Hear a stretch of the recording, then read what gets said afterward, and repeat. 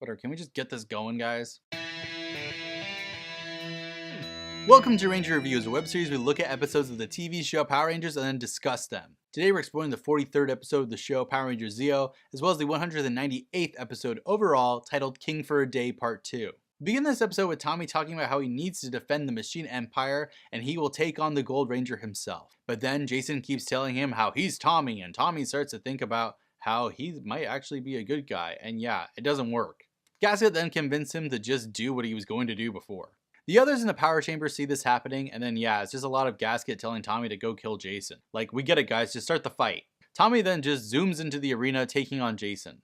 They walk around in a circle with each other, and Jason obviously does not want to do this. Alpha is also freaking out, and Kat says that Jason has to defend himself. Billy says that they have to find a way to make him remember who he is. Bulk and Skull are talking to the lizard man, and his name Trider, and they say that they're from Earth, and Trider apologizes to them for this because Gasket says that he's going after Earth right now. He explains that he was taken and put there because he's one of the most powerful and bravest warriors from his planet. So he naturally assumes that Bulk and Skull are the same. They lie and say that they actually are, and they're getting wrapped up in some scheme to break out. Rita and Zed and crew are watching the fight in the arena, and Rita says that with the Power Rangers gone, they can get control of the Earth.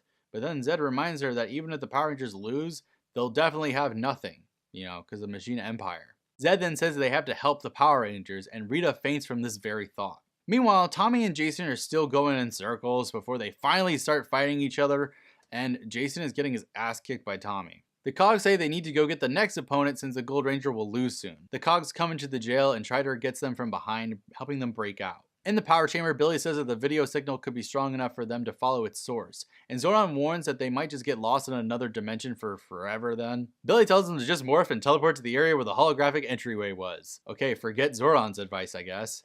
It's morphin' time. Rangers show up and Alpha calls to let them know that they lost the signal again. Apparently. Then on the moon, Zed and crew are trying to figure out a way to mess up Gasket, and Finster suggests that they just send the rest of the Power Rangers into the arena to help them, and Gasket will be super surprised. Finster says that he's been working on his own transporter, and they will use it to get the other Rangers into the arena. Meanwhile, Bulk, Skull, and Trider are walking through underground tunnels. They come out into a more open area, and Trider is just straight up holding a Cog's head. Then Trider says that they have to destroy the brain drain device to help Tommy, and then they have disabled the force field around the arena. At the power chamber, Billy and Alpha are struggling to get a lock, and then they see that the other Rangers have just been transported out. Billy says that wasn't him. Then we see that Finster's device has worked on the moon. Zed promises that this will be the thing that will stop Gasket for sure. The other Rangers show up with Jason, and Gasket thinks this is actually fantastic. Archerina thinks it's fitting that they'll be killed by their own leader, and they try to tell Tommy to just calm the hell down. It doesn't work though, and he's wiping the floor with all 5 of the other Rangers. Trider then finds a place for where the force field and the brain drain are, and they're not sure which control panel is for which, but they're just gonna destroy it all. Then Cogs show up behind them, and Trider leaves Bulk and Skull in charge in order to fight off the Cogs, which of course means that they're fighting like Season 1 Billy against the Cogs. Also, Trider is just ripping the consoles to shreds. Jason then gets tossed back onto the other Rangers, and Kat has an idea. Then powers down, and I guess she's lucky that she can breathe and hear normally, or else her head might just explode or whatever. Then Tommy goes to punch her in the face, please, but of course he stops. Then he tries to punch her again, and Kat hugs him, begging him to stop. The others think that it's working.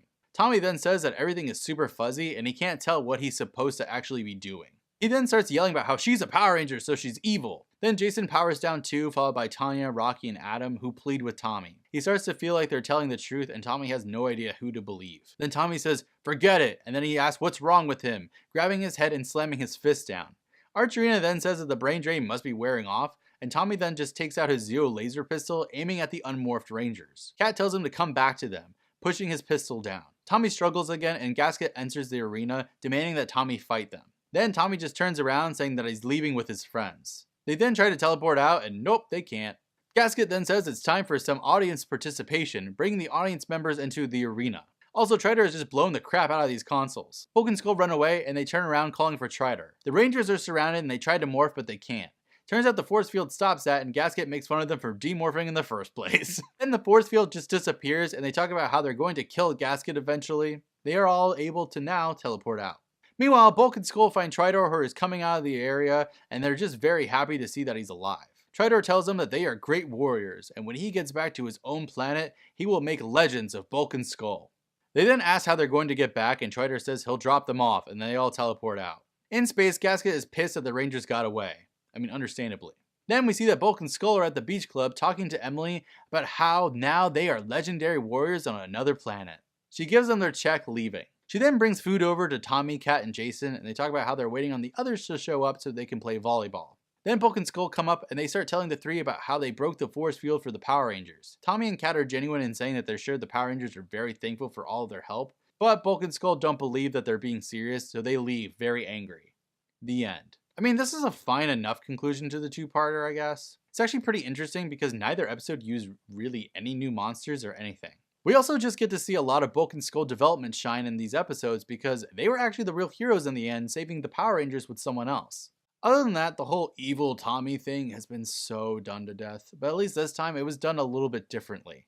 I mean, I guess, I don't know. I think it just has lost whatever weight it could have with me, because I mean, how many times have we seen this dude get turned evil? Next time we'll continue to focus on Tommy, but until then, may the power protect you.